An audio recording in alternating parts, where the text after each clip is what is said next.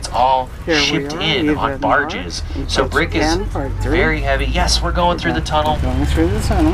And always little kids in here are saying, honk your horn. There are houses above, so I try not to, but I can't help myself sometimes. But yes, brick is very expensive because everything that comes up here is expensive.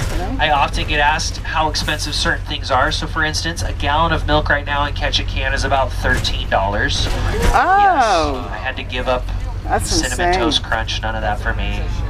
That's insane. Yet a gallon of gas is about $3.60, so it's never consistent. It's always, you know, $3.60 is very comparable to Utah, where I'm from. And like I was saying earlier, I am from Utah originally. Have any of you ever been there? Yeah, it's a cute little place. Well, not little, well, sometimes. But I've been living in Alaska now since 2019.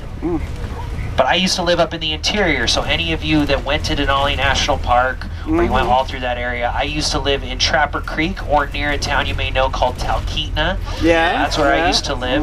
I was in the outskirts, though. We were about 30 miles from the base of Denali, my wife and I. And I'm sure you know on those highways, if you're 30 miles from Denali, you're about an hour and a half from a grocery store. Or, yes. And one day I woke up and I was like, you know what I miss? Getting a cup of coffee, seeing a flick, just simple things, right? So we decided, hey, let's go to Ketchikan, because our buddy worked here.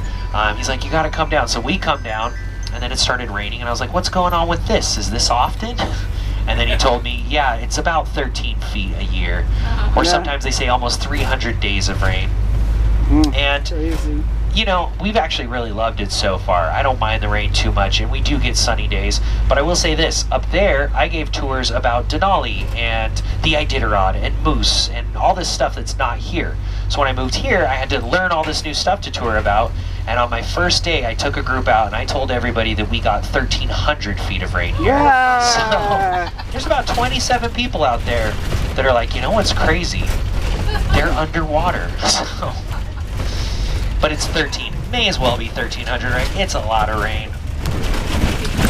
By the way, we do have what's very commonly known as 2 seasons here, right? Winter and road construction. It's applicable here too.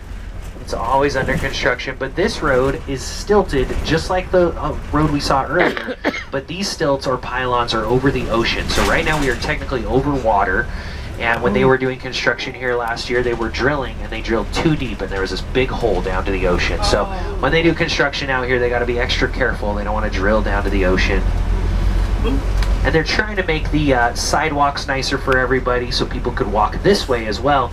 But we're getting into Midtown, and I will say Midtown is quite more industrial. It's not as exciting.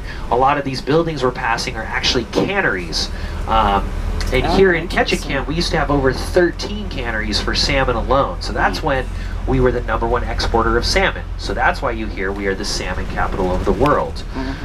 Now that is a lot of salmon, and back then, they didn't fish for the salmon, they set up salmon traps, which are big pylons out in the ocean, and then they put in nets, and they basically lure the fish in. The saying was that they caught 90% of salmon, and if they worked Sundays, they caught 100% of salmon. So there's a reason this is illegal now. This is not good. But so much salmon was being caught that the locals in Ketchikan didn't like this. They needed jobs too, so they would go to these canneries, steal the salmon at night, and in the morning go back and sell the salmon to them that they just stole from them. And we called them salmon pirates. So there's a lot of salmon lore here. Take you to Alaska, U.S. and the world. Now, however,